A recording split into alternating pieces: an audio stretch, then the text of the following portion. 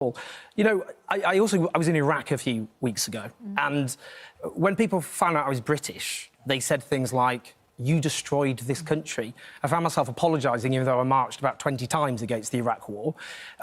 Tony Blair presided over a wall sold on a pack of lies, which was illegal, which resulted in the deaths of hundreds of thousands of people, both because of the direct military violence, but, as was impressed on me, the sectarian bloodbath, which people very much squarely blamed on Western policy. My view is, I think, colonial ruler of Gaza, he should be in The Hague, tried for war crimes. More importantly, though, that is the view of millions of people in the Middle East.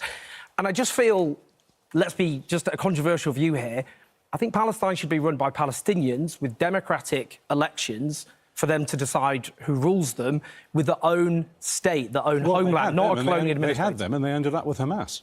Well, you mean in 2006 you had elections. The most popular person to take over in Palestine is someone called Marwan Barghouti, who is imprisoned by Israel. He would defeat, according to polls, both Hamas and Fatah, who rule overall, but they won't release him. He's the Palestinian Nelson Mandela. OK, so when President Trump says, I'm going to consider whether Tony Blair is acceptable to everyone, clearly not acceptable to Owen, acceptable to you, Robert?